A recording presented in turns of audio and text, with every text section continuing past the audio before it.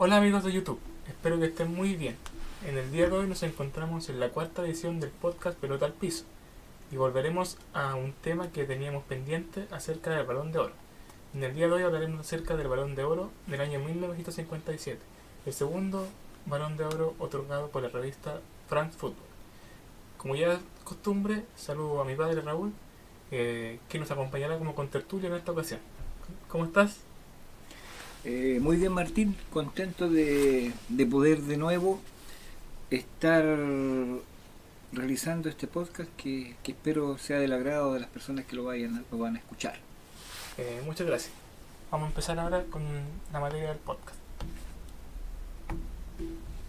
Bueno, hay que decir que la edición de 1957 de Balón de Oro fue la segunda, creada por la revista especializada francesa France Football.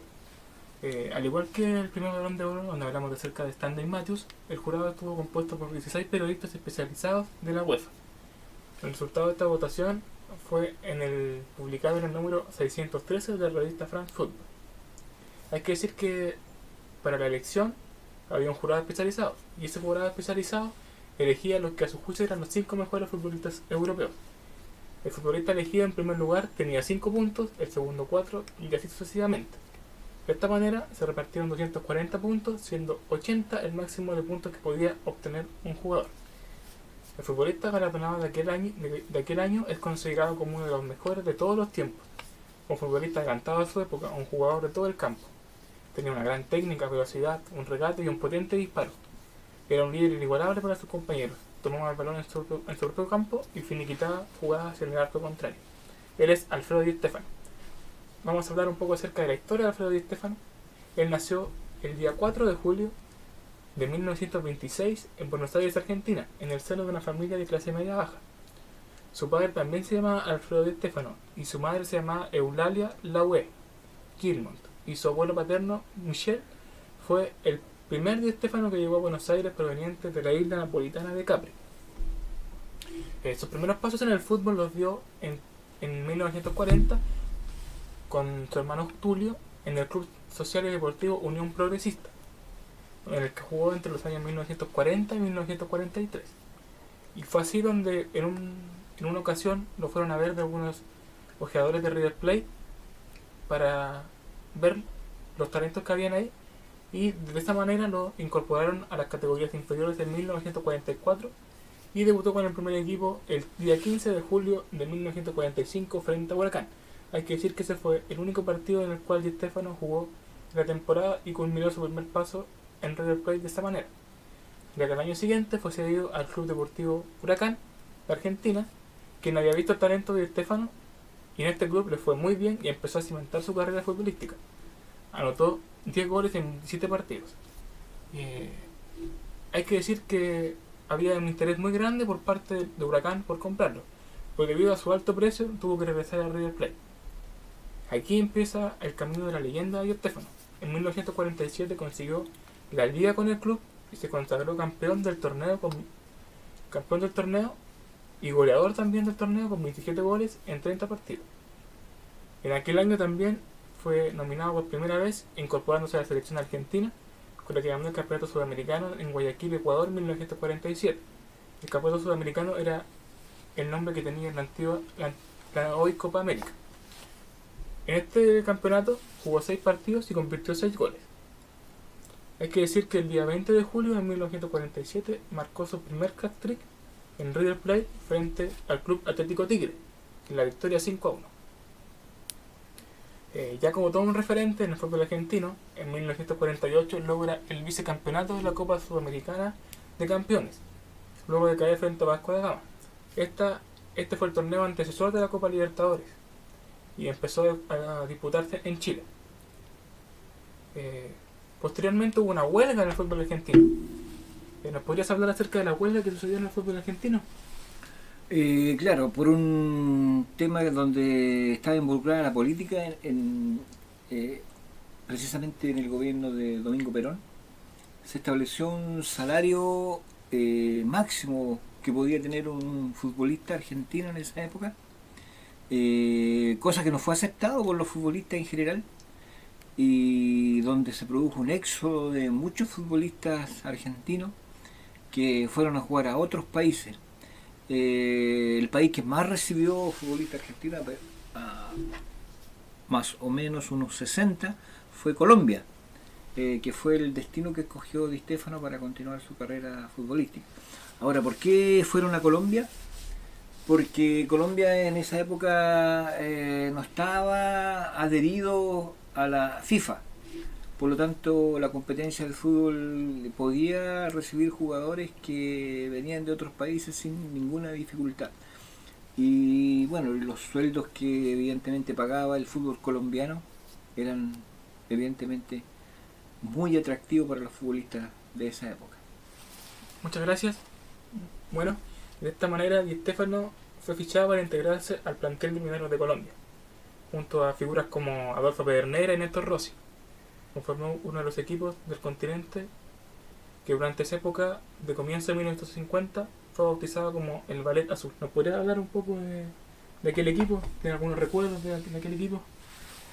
Bueno, en Colombia este equipo marcó toda una época. Recordado hasta el día de hoy el equipo de Millonarios, y la gente añora y con orgullo hablan de ese equipo que fue comandado por Alfredo Di Stéfano. Ese equipo viajaba por distintas partes del continente y en algunos casos del mundo, porque en alguna ocasión llegó a medirse al mismo Real Madrid en España, y evidentemente era un equipo que tenía un peso superlativo frente a otros rivales sudamericanos y también mundiales. Muchas gracias. También hay que decir que debido a su formidable juego en esa época, Di Stéfano comenzó a ser apodado como la Saeta, y con el equipo de Millonarios logró 4 campeonatos de la Liga Di Mayor, y además fue 2 veces máximo goleador del campeonato. Y como bien decía Raúl, Millonarios en 1952 fue invitado a participar en un torneo internacional en la celebración de los 50 años del Real Madrid. Curiosamente, esa invitación fue recibida debido a la renuncia de River Plate.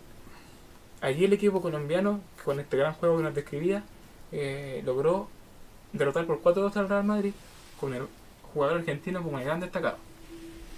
Lógicamente, fue visto por el Santiago Bernabéu, aquel presidente madridista ícono en esa época, quien se propuso contratar a Di Stéfano.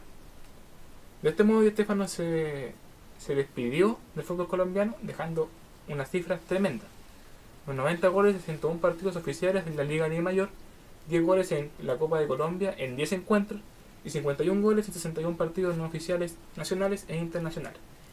Posteriormente fue fichado al Real Madrid, pero aquel fichaje no estuvo exento de problemas. ¿Nos podrías comentar un poco acerca de aquellos problemas que sucedieron?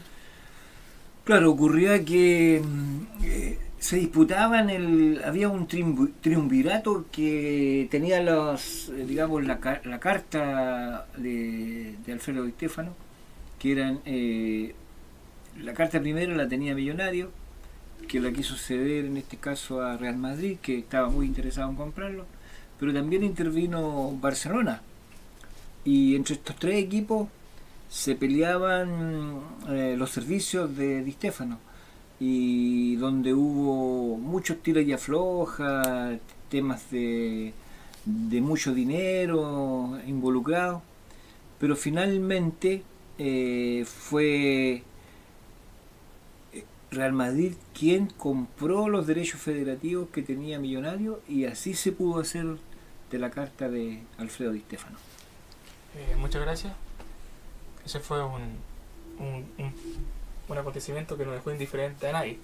Hay que decir que Alfredo Di Stéfano llegó al Real Madrid en el año 1953 y debutó en el día 23 de septiembre frente al equipo Nancy francés.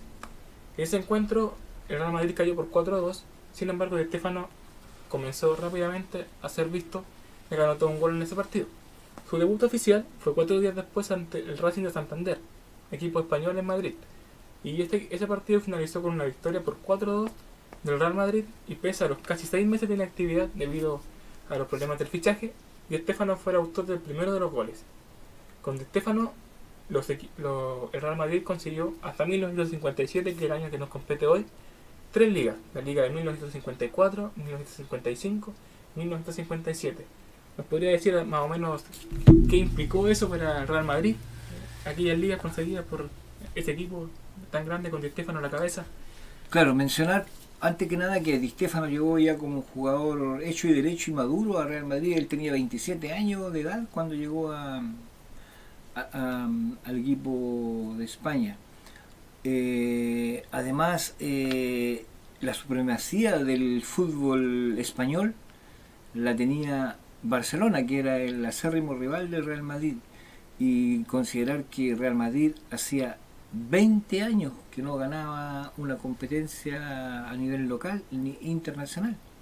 Entonces de ahí viene la importancia que Di Stéfano tuvo en el Real Madrid, considerando de que a partir del campeonato 53-54 y por 10 años fue el campeón de la liga y ejerció una supremacía en todo el mundo, considerando América y Europa. Y de ahí viene la importancia tan importante que Di Stéfano dejó en las canchas hispanas. Gracias. Hay que decir de que Di Stéfano llegó a ser el mejor jugador del país, pero sus mayores logros fueron a nivel internacional. Con la recientemente creada Copa de Campeones de Europa, que hablamos en el primer podcast del Balón de Oro, el Real Madrid de esta manera tuvo la vitrina para consagrarse al fin como el mejor equipo del continente. Esto sucedió en gran parte gracias a las buenas actuaciones de Alfredo Di Stéfano, que en ese momento, hasta 1957, habían ganado la Copa del presente año y la del año anterior, 1956. Vamos a hablar un poco acerca de esta competición porque fue, en mi opinión, lo que decantó que Alfredo Di Stéfano ganó ese Balón de Oro debido a que era el torneo más importante en el cual él vislumbró. Esta copa fue disputada entre los meses de octubre de 1956 y mayo de 1957. La competición fue ganada por segunda vez consecutiva por el club madrileño. El torneo lo disputaron 22 equipos, algo que no había pasado en el campeonato anterior, por lo que hubo que realizar una fase previa. El camino del campeón fue en octavos de final vencer al Rapid Viena. En cuartos de final después se vieron con el Niza francés y le ganaron por un global de 6-2. Y en la semifinal enfrentaron al Manchester United que vencieron por un total de 5-3 goles. Y en la final se vieron con las caras con el equipo Asociazione Calcio Fiorentina en el Santiago Bernabéu, que había sido designada la final de la sede de aquel año. Y hay que decir que el máximo goleador de aquel torneo fue Alfredo Di Stéfano. Hay que hablar acerca de Alfredo Di Stéfano. Eduardo Galeano nos dice algunas cosas muy importantes de este futbolista.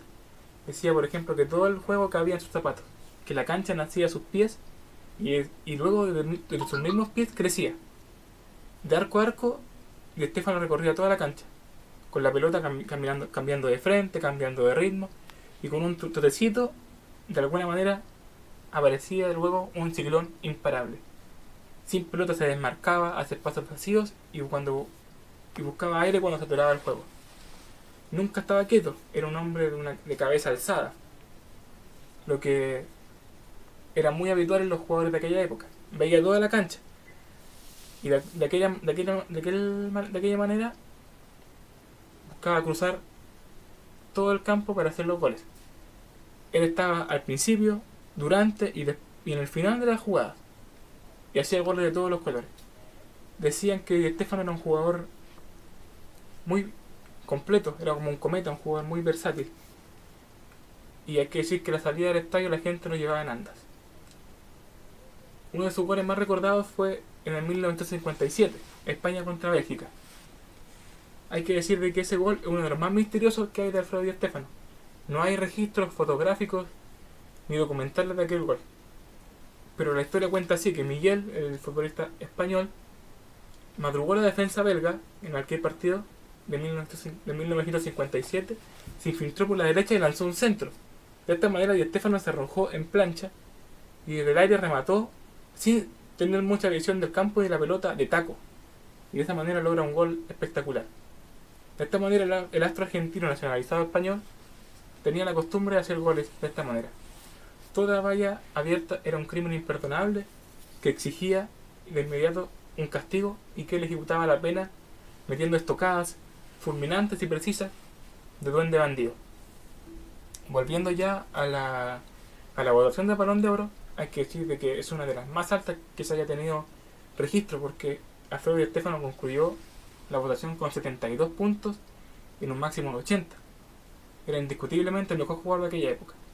El segundo lugar lo obtuvo Billy Reich, la leyenda máxima del Wolverhampton, un centrocampista defensivo que fue el primero en representar a su país en 100 oportunidades.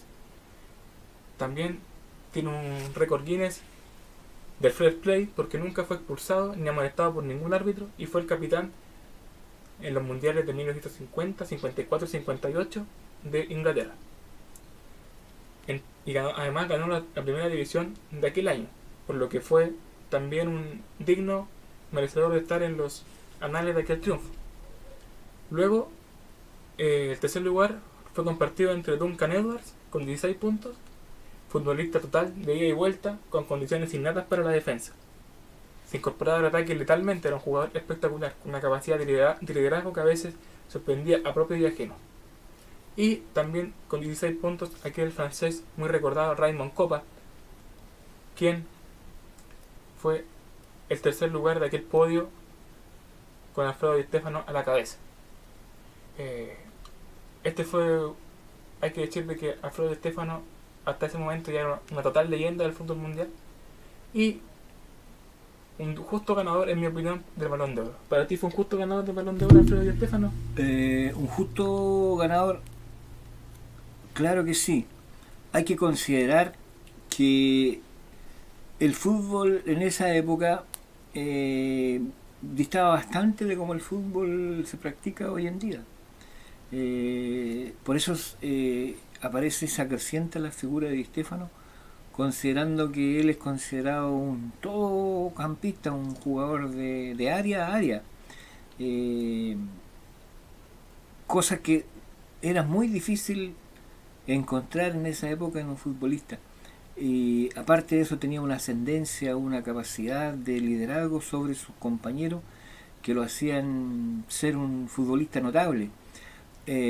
Como una anécdota, decir que en el año 1974, en el Mundial de Alemania, surgió la llamada naranja mecánica, donde apareció otro de los cracks eximios del fútbol, ya más moderno, más cercano a las épocas, que fue Johan Cruyff, que tenía características, se dice, muy parecidas a las de Alfredo Di Stéfano, porque era un jugador también que se soltaba con libertad en el campo de juego y tenía un juego muy versátil, que lo hacía muy parecido al juego que dicen que los que vieron jugar y los que estuvieron con Di Stéfano tenía. Muchas gracias por ese dato. Vamos a estar posteriormente hablando acerca de Johan Cruyff. Y bueno, hasta aquí llega el podcast del día de hoy. Espero que lo hayan disfrutado. Nos vemos en una próxima ocasión. Que estén muy bien.